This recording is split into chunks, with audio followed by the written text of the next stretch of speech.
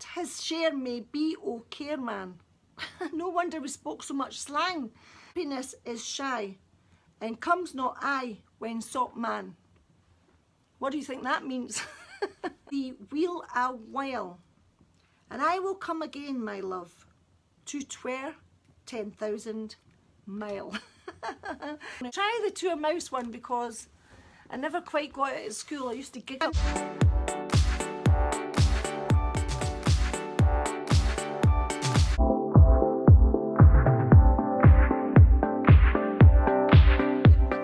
Tonight because it is Burns Week.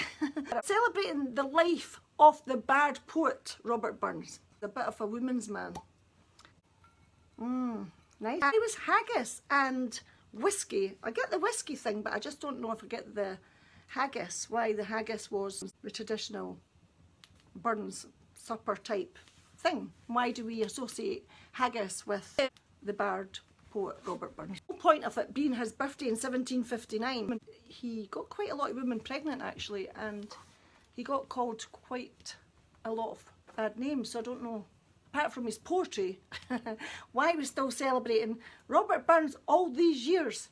Films were good. Typical Burns night would be a Burns supper. That's to celebrate his life and the works of the national bard. Suppers can range from informal gatherings of friends to a huge formal dinner full of pomp and circumstance, and the running order is here.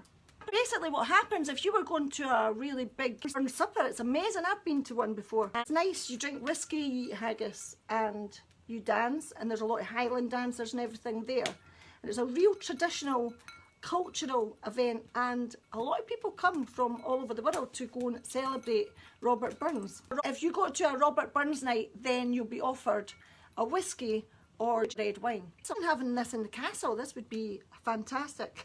They do have Robert Burns nights in the castle. So basically they're piping in the guests when the chairman's welcome. Looking at this fire, can you see my face going a bit pink? More formal events, the audience should stand to welcome arriving guests. Keeper plays until the high table is ready to be seated. A round of applause is due. The chair can simply bang on the table to draw attention to the start of the evening's proceedings. The chairman welcomes and introduces the assembled guests and the evening's entertainment. So it starts off with the Selkirk Grace, a short but important prayer read to usher in the meal. The Selkirk Grace is known as Grace at xxxxx. Hard to read. Here we go, the Selkirk Grace. Same hae meat and canna eat, and some wad eat that want it. But we hae meat and we can eat, and say the Lord be thank it. Isn't that good? The pipers come in first before the haggis. So this is a great big celebration. So the guests should normally stand. You've got to stand to welcome in the haggis. A silver platter. And they address the haggis. And a whiskey bearer should also arrive to ensure that the toasts are well lubricated. So we have to have a drink. So you'll have a whiskey or you'll have a red wine.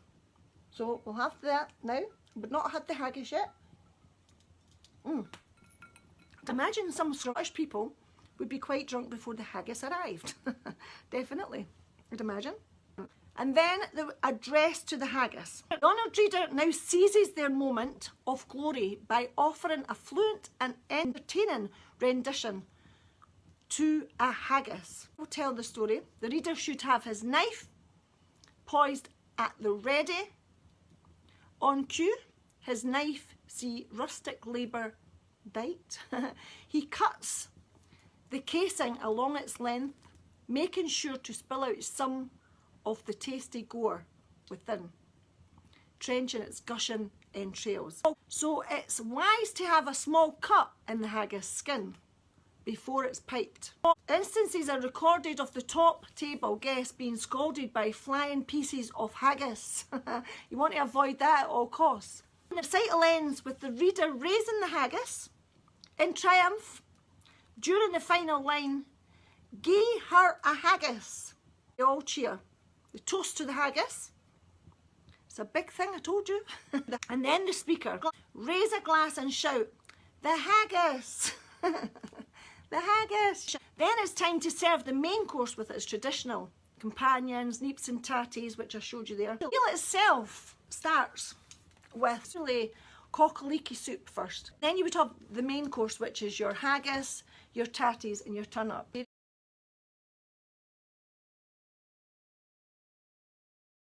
This is in a smaller scale.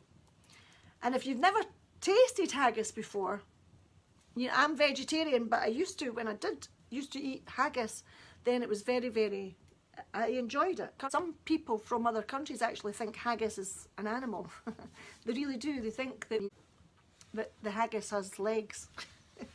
Honestly, they do believe that sometimes. Sweet usually is a clotty dumpling, another Scottish traditional sweet.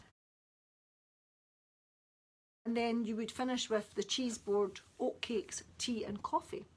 The first entertainer follows immediately after the meal, a singer or a musician, performing Burns songs such as "My Love is Like a Red, Red Rose," "Rantin' Rovin' Robin," John Anderson, "My Joe" or "A Fond Kiss," and then the serve.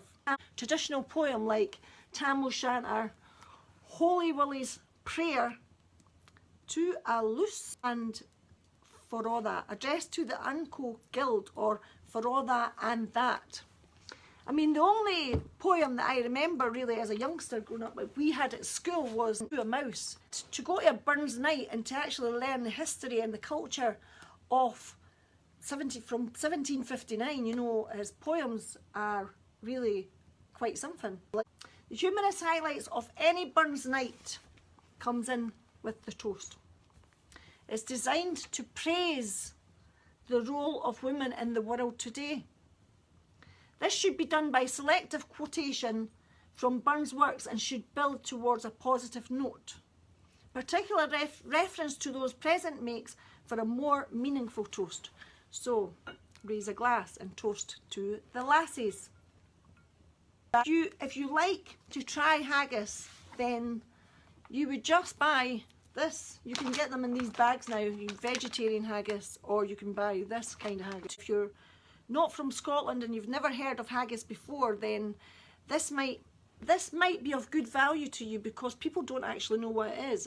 It's not an animal, it's from inside an animal, and it's in this here, and it tastes delicious, especially if you have it with some mashed potatoes, which I've been very lazy. I'm going to do my potatoes in the microwave. Turnip is quite nice too. A really big haggis from McSweeney's, which is really nice, and you can put it in the oven with butter and leave it, and have it with, you know, the big turnips and potatoes, and mash the potatoes up with butter and milk, and then serve it up for the whole family. And it's a very excellent traditional Scottish dish. I thought I would share what a haggis looks like, because the amount of times that I've met people that have said to me, "What is a haggis?" So I've showed you what a haggis is. If you're cooking for the whole family, then you can make a reasonably affordable meal. Maybe that's why it was a traditional dish in Scotland, because it was a really cheap way to feed your whole family. There was never enough turnip in the families. Everybody used to say, "Give me some more turnip." There was always lots of potatoes, and you got a little bit of haggis and a little bit of turnip. I want to read a poem before I finish, so let me see. "What his share may be, O care man, no wonder we spoke so much slang. Then catch the mountains as they fly, and use them as you ought, man. Believe me, happiness is shy, and comes not I when sought man." What do you think that means? "And fare thee weel, my only love, and fare thee weel a while, and I will come again, my love, to 10,000 mile." Try the "To a Mouse" one, because I never quite got it at school. I used to giggle at a mouse. Let's try it. This is a difficult poem to read. And if you're not from Scotland, this is how we used to talk, okay? It's called to a mouse. We sleek it, cowrin timorous beastie. Oh, what a panic in thy breastie. Thou weena start a lassie hasty, wi' bickering brattle. I would be left to run and chase thee, wi' murdering pattle. I'm truly sorry man's dominion has broken nature's social union, and justifies that ill opinion at me, thy poor earth-born companion. O fellow mortal, I doubt na whiles but thou may thieve. What then, poor beastie, thou maun live, a daemon icker in a thrave.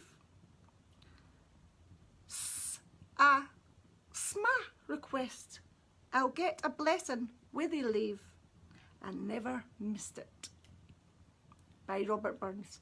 And that was the poem that I remember and associated Robert Burns with every year on the 25th of January to celebrate Robert Burns' poems. I'd love to hear anybody else could recite a poem as good as that. I did it eventually without laughing. I used to have to do that at school, and I used to laugh, and then I used to get told to sit down. Well, guys, I'm going to finish my whiskey and I'm going to bid you good night. Thank you so much for watching again, and I'll see you next week. Bye, take care, bye.